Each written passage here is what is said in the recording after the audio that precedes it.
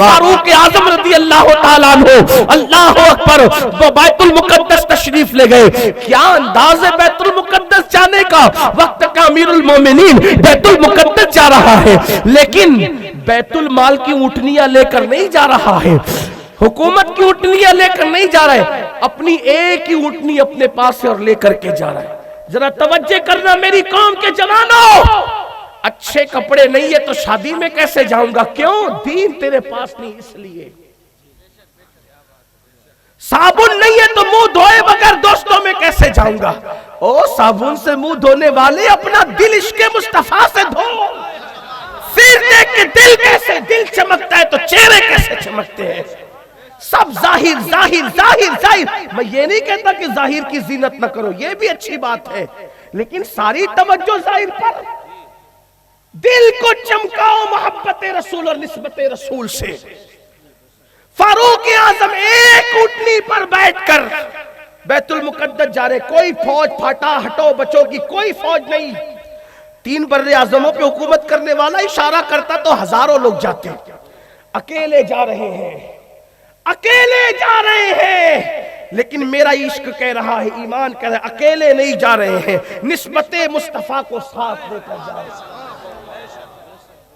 और किस शान से गए हैं, किस शान से?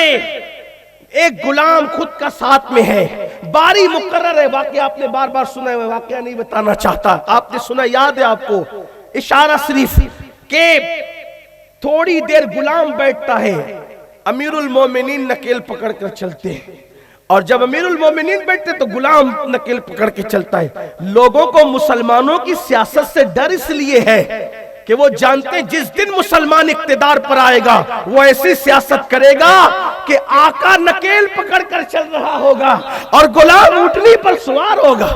ऐसी सियासत कोई दिखा सकता है? ये ऐसी सियासत, जब बनने वालों की सियासत का ये आलम है तो जिसने बनाया है उस मुस्तफा जाने रहमत की सियासत का आलम क्या है? लोगों को खौफ इसी बात से, लोगों को खौफ इसी बात से। अल मुख्तसर ये कि जब फारूक आजम बैतुल मुकद्दस पहुंचे, फटा हुआ कुर्ता था, फटा हुआ जो मोजा था और बीच में नाला आ गया, तो फारूक आजम ने वो मोजा चमड़े का निकाल के कंधे पे डाला।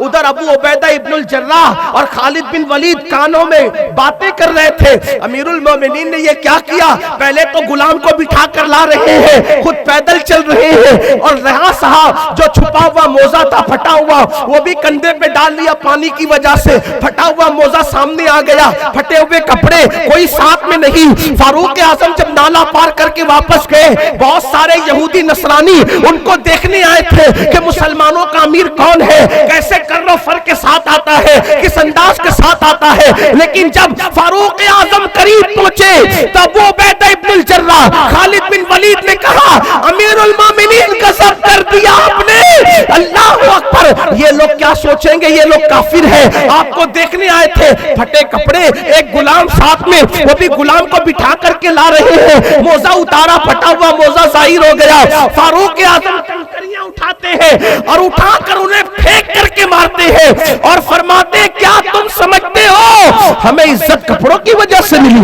हमें इज्जत ऊँटों की वजह से मिली, हमें इज्जत हटो बच्चों की वजह से मिली? वल्लाह हमें इज्जत कपड़ों की वजह, सवारी की वजह से नहीं मिली। हमें इज्जत मिली है तो मुस्तफा की गुलामी की वजह से मिली है। जब तक ये निस्बत सलामत रहेगी हमारी इज्जतें सलामत रहेगी। लेकिन जब उन लोगों ने चाबियां दी फारूक आजम को तो ये कह के दी, अगर कर्रो फर के साथ आते तो हम सिर्फ चाबियां देते, लेकिन तुम्हारे इस अदल इंसाफ को और नबी की निस्बत को देखकर हम चाबियां ही नहीं, चाबियों के साथ अपने दिल भी देते हैं और कलमा पढ़ के मुसलमान भी होते हैं। निस्बतें थी, दीन इसका नाम।